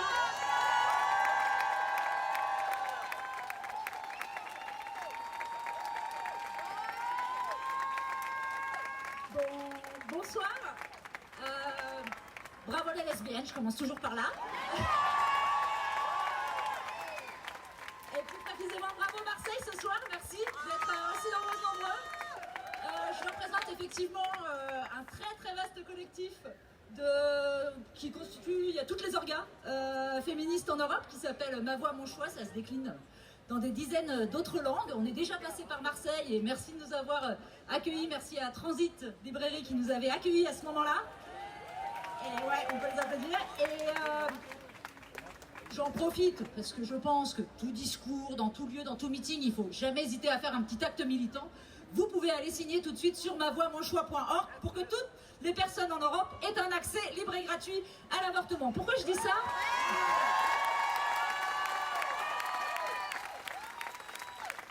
Pourquoi c'est central ? C'est central parce que la question de l'IVG, la campagne qu'on a faite avec toutes les orgas féministes, encore une fois, en Europe, elle a tout de suite été prévue avec deux impacts. Un impact électoral, de peser sur le jeu électoral, que les activistes, notamment féministes, mais qui dit activiste veut dire activistes antiracistes, activistes antivalidistes, activistes se battant chaque jour contre la transphobie, notamment en matière d'IVG justement, pour qu'il y ait un impact électoral. Et je pense que c'est central de voir comment nous, activistes, on peut directement jouer sur ce jeu-là et évidemment aussi contre l'extrême droite. Et ce qui s'est passé, c'est pour ça que je dis que, évidemment, on le fait, et on a entendu beaucoup parler ce soir, de l'Italie, de la Pologne, de la Hongrie, et évidemment, on le fait pour ça. Mais on le fait aussi, ce qu'on est en train de faire ce soir, c'est aussi les Polonaises, les Italiennes, les Hongroises qui nous attendent au tournant, parce que ça aura des répercussions massives sur elles. Massives. Il faut bien comprendre ce qui s'est passé au dernier G7, où c'était Giorgia Meloni qui accueillait. Qu'est-ce que ça donnera si nous envoyons des représentants du RN là-bas? Qu'est-ce que ça donne? Ça pèse sur des dizaines de millions de personnes et pas uniquement sur le territoire français. Et également, je le dis, parce que cette campagne, elle était d'abord, et elle est toujours, c'est pour ça que je vous encourage à la signer, en direction des femmes migrantes pour faciliter leur accès à l'IVG tant leur parcours est très régulièrement semé de viols.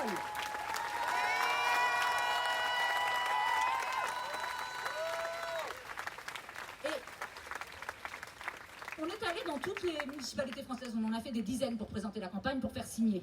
On est allé aussi dans les municipalités d'extrême droite. On est allé à Hénin, à Moissac, à Beaucaire, à Perpignan, à Béziers, à Fréjus. Dans aucune de ces villes, on a pu trouver de lieux, de cafés qui pouvaient nous accueillir. C'est ça la réalité, c'est maintenant. Et c'est ce que je veux dire, c'est que moi je suis habituée à travailler au niveau européen. Et très souvent, on a des stratégies, on fait très attention. On va en Pologne, on va en Hongrie.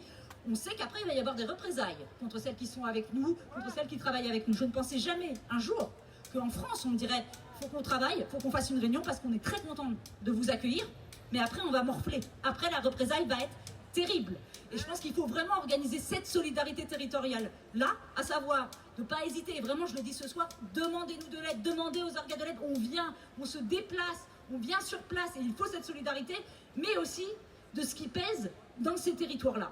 Et je voudrais terminer sur quelque chose au sujet de l'activisme. Parce que s'il y a des gens qui peuvent, ce qui est en train de se faire en ce moment, vous avez entendu pas mal d'orgas qui expliquaient que c'était pour la première fois, en fait, qu'il y avait un engagement clair, que là, l'heure était telle qu'il fallait s'engager sur le plan du champ électoral.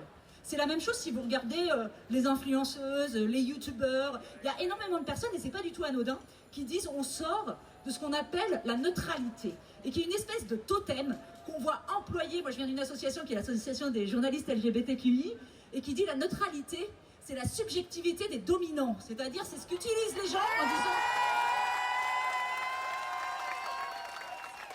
Et je voudrais, à ce titre-là, vraiment envoyer tous nos soutiens à certains journalistes, notamment du service public, qui se sont fait mettre au banc pour cause de non-neutralité.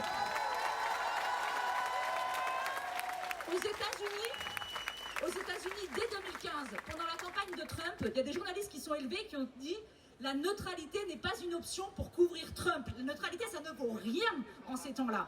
Et il faut absolument se détacher de ça et s'autoriser à être activiste en entreprise, en repas de famille, à l'université, dans les rédactions, bien évidemment. Et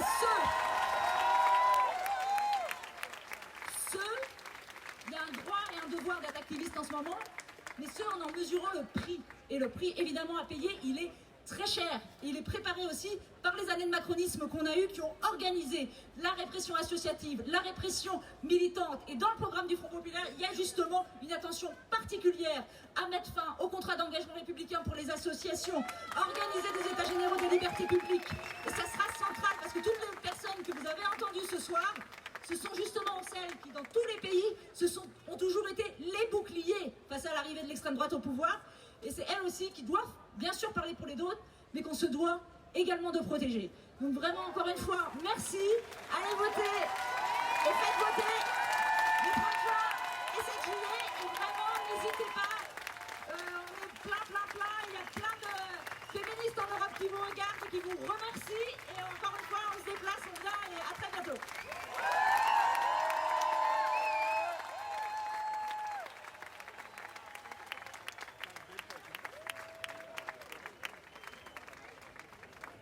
Il est sociologue, il est aussi et surtout militant des quartiers populaires, infatigable. Il est engagé dans les luttes pour le logement digne depuis plus de 15 ans. Avec une vingtaine d'autres personnes qu'on m'a dit merveilleuses, il est en ce moment l'un des coordinateurs de la réserve citoyenne du Front Populaire. Pour conclure ce meeting, j'appelle Kevin Vacher.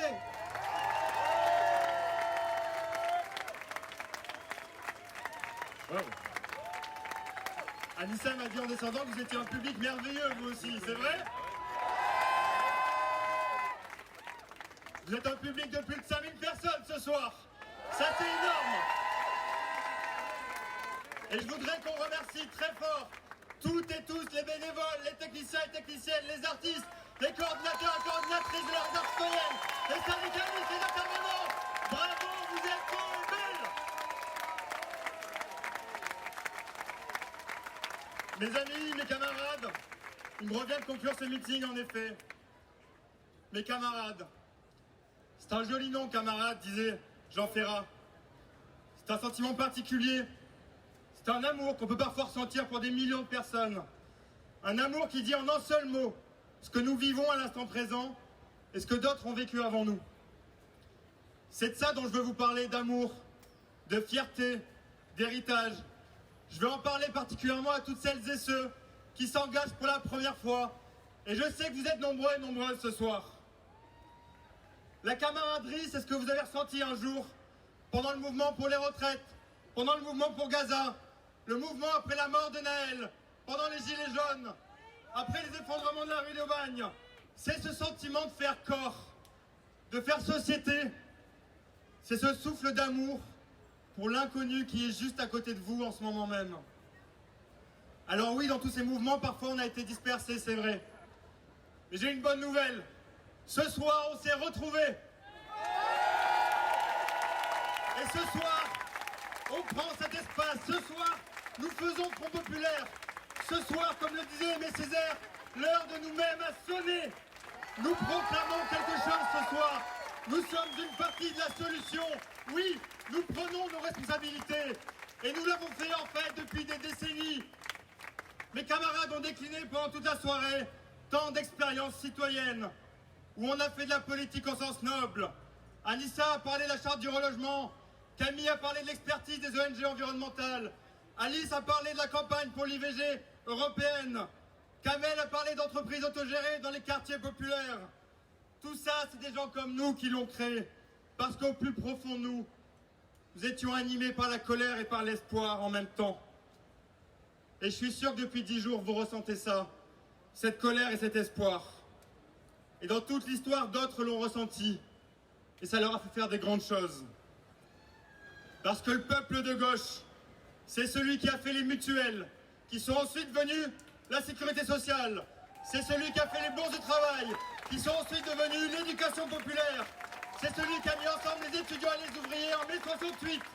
C'est celui qui, tous les jours, fait dialoguer le féminisme, les mouvements queer, l'antiracisme. C'est celui qui fait dialoguer l'intermondialisme, le social et l'écologie, la démocratie et la victoire. Voilà le programme du Front Populaire. Voilà d'où il vient. Voilà la richesse de la gauche qui se déploie dans ces moments où le peuple se fédère, prend confiance et déborde sur la scène politique. Tout ça, c'est ce que le RN veut attaquer. C'est notre capacité d'organisation collective. C'est l'amour immense que nous pouvons porter au nôtre quand on s'unit. Voilà ce que dit ma région Maréchal Le Pen lorsqu'elle annonce que la première mesure de leur pouvoir fasciste sera de détruire le financement des syndicats. C'est notre unité qui leur fait peur. Et évidemment, il y en a un, on l'oublie pas, Macron, qui a préparé ça ces dernières années. Souvenez-vous des menaces contre la Ligue des droits de l'homme, contre Sud Éducation, contre l'UNEF. Souvenez-vous du harcèlement des femmes voilées, la destruction des tentes de migrants. On ne l'oubliera pas.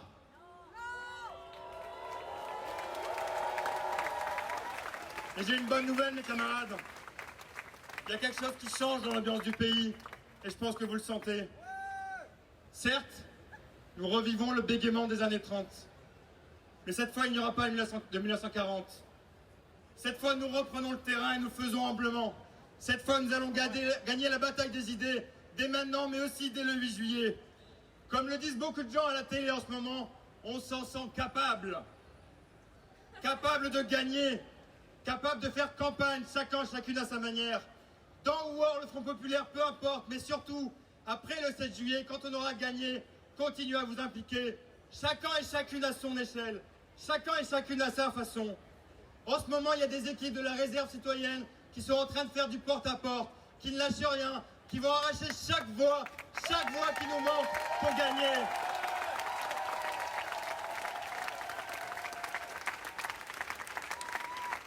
Pour réussir cela, mes camarades, il va falloir être humble. La tâche ne va pas être aisée. Je vous préviens. nous devons réunir les nôtres autour de cette camaraderie, cet amour populaire qui s'inscrit dans le temps long et qui puise dans nos héritages multiples, qui puise dans toutes les ressources de l'histoire des nôtres, toutes les histoires de la camaraderie dont vous faites partie aujourd'hui. Je pense bien sûr à l'héritage du Front populaire de 1936, celui qui a fait gagner la gauche, celui qui a construit nos droits sociaux. Je pense à l'héritage des Justes pendant la Seconde Guerre mondiale, à l'heure où cet antisémitisme bien français se réaffirme de façon extrêmement violente, celui que le RN veut affirmer comme une politique d'État.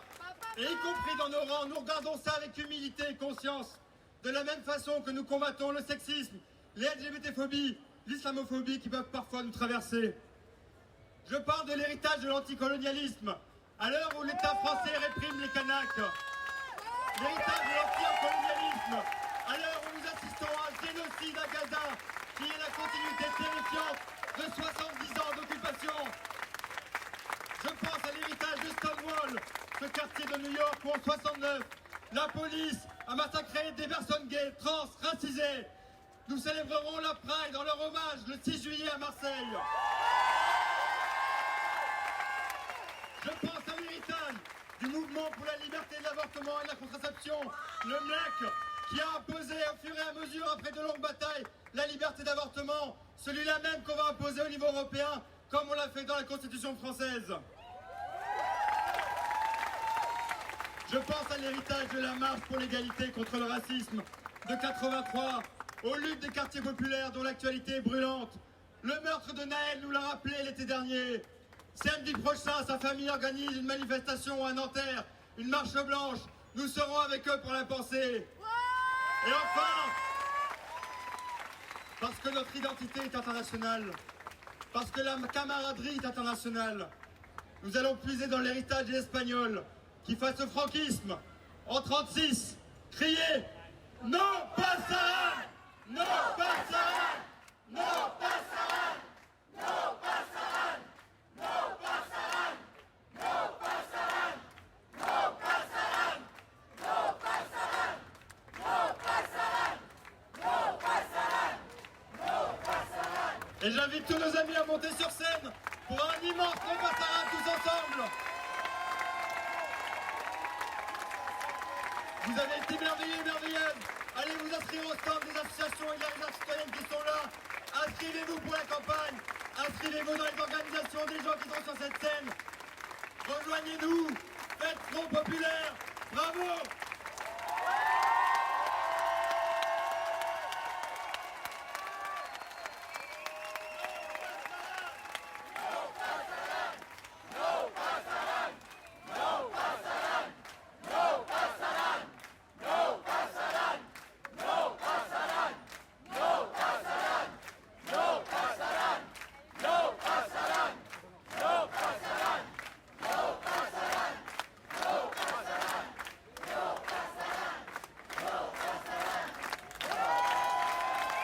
Et maintenant, j'invite Secousse et Cagole Nomade qui vont nous permettre de finir dans la joie de la victoire.